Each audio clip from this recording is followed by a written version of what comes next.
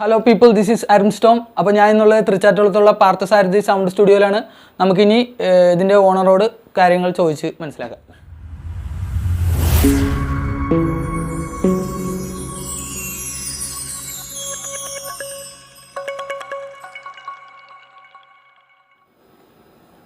നമസ്കാരം. ഞാൻ മണിക്കുട്ടൻ, പാർത്ഥസാരഥി സ്റ്റുഡിയോ നടത്തുന്നതാണ്. എനിക്ക് റെക്കോർഡിംഗ് മേഖലയാണ് ഇപ്പോൾ എൻ്റെ ഒരു പ്രൊഫഷണലായിട്ട് ഞാൻ കൈകാര്യം ചെയ്തത്.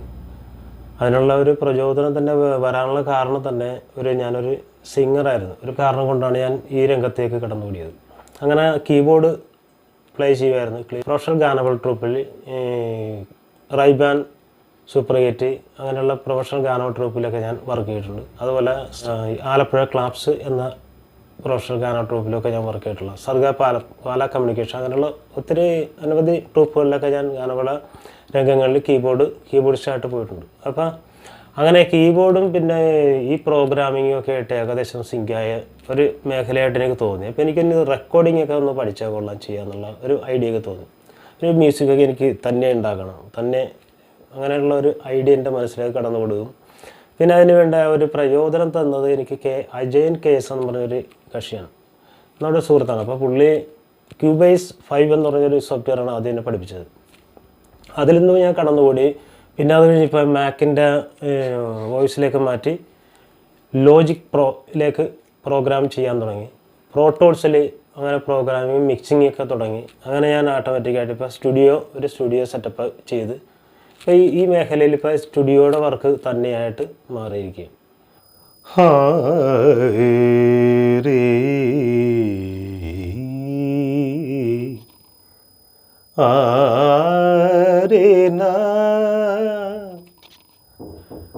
എൻ്റെ ഗുരു എന്ന് പറയുന്നത് കുമ്പളങ്ങി ശ്രീനിവാസനാണ്. ഞാൻ കുമ്പളങ്ങിൽ നിന്നാണ്, ചേട്ടൻ്റെ അടുത്ത് നിന്നാണ് വിദ്യാഭ്യാസം ചെയ്തതും കീബോർഡ് പഠിച്ചതും സംഗീതം പഠിച്ചതൊക്കെ എൻ്റെ ചേട്ടൻ്റെ അടുത്ത് നിന്നാണ്. ഒരു ചാറ്റോളം പാർത്ഥസാരഥി സ്റ്റുഡിയോ എന്ന് പറഞ്ഞാൽ ഞാനിപ്പോൾ ഈ സ്ഥാപനം ഇപ്പോൾ 1 വർഷത്തിലേറെയായി ഇപ്പോൾ ആരംഭിച്ചിട്ട്. ഇനി നമുക്ക് സ്റ്റുഡിയോയിലുള്ള എക്യുപ്മെൻറ്റ്സ് ഒക്കെ ഒന്ന് പരിചയപ്പെടാം. ഈ ഇരിക്കുന്നതാണ് സ്റ്റുഡിയോ മോണിറ്റർ. ഇത് യമഹയുടെ HS5 എന്ന് പറയുന്ന മോഡലാണ്. ഇതിൽ നിന്നും വരുന്ന സൗണ്ട് എന്ന് പറയുന്നത് ഫ്ലാറ്റ് ആയിട്ടുള്ള സൗണ്ട് ആയിരിക്കും വരുന്നത്. അതായത് ഇപ്പോൾ അപ്പുറത്ത് ഒരാൾ തബല വായിക്കുകയാണെങ്കിൽ ആ തബലയുടെ കറക്റ്റ് പ്യുവറായിട്ടുള്ള സൗണ്ട് ആയിരിക്കും ഇതിൽ വരുന്നത്. പിന്നെ ഈ കാണുന്നതാണ് ടോക്ക് ബാക്ക് മൈക്ക് എന്നാണ് ഇതിന് പറയുന്നത്. ഇതെന്ന് പറയുന്നത് ഈ ബൂത്തിലുള്ള ആളുമായിട്ട് ഇവിടെ ഇരിക്കുന്ന സംഗീത സംവിധായകന് സംസാരിക്കാൻ വേണ്ടിയാണ്. അതായത് എന്തെങ്കിലും കറക്ഷൻ ഉണ്ടെങ്കിൽ അത് പറയാൻ വേണ്ടി ഉള്ളൊരു മൈക്കാണ്. കാരണം അവിടെ നിന്ന് പറയുന്ന ആളുടെ സൗണ്ട് ഇവിടെ മൈക്കിലേ കേൾക്കുകയുള്ളൂ. നമുക്ക് ഇവിടെ ഇരുന്ന് വെറുതെ പറഞ്ഞു കഴിഞ്ഞാൽ അപ്പുറത്ത് കേൾക്കില്ല. അപ്പോൾ അതിന് യൂസ് ചെയ്യുന്ന ഒരു മൈക്കാണിത്. ഇത് സ്റ്റുഡിയോയിൽ യൂസ് ചെയ്യുന്ന പ്രൊഫഷണൽ മൈക്കാണ്. ഇത് സാംസൺ എന്ന് പറയുന്ന ബ്രാൻഡിൻ്റെ ഒരു മൈക്കാണ് ഇപ്പോൾ ഇവിടെ യൂസ് ചെയ്യുന്നത്.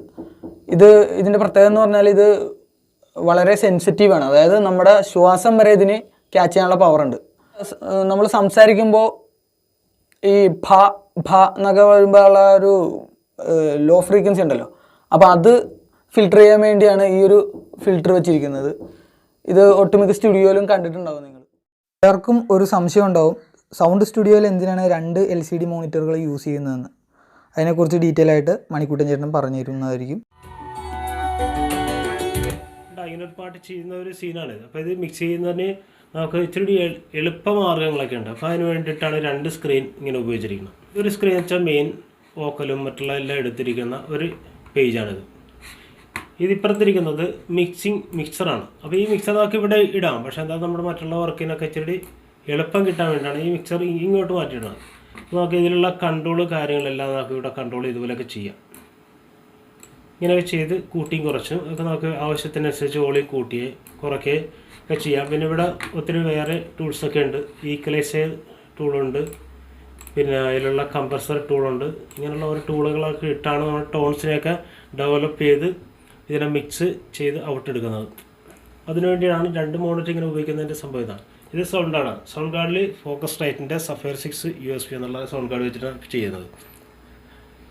പിന്നെ SSL+ എന്നൊക്കെ പറഞ്ഞാൽ 2 എന്ന് പറഞ്ഞാൽ ലോജിക് പ്രോയുടെ ഒക്കെ തന്നെ ഒരു സൗണ്ട് കാർഡൊക്കെ ഉപയോഗിക്കണേ ഇച്ചിരി നല്ലതായിരിക്കും.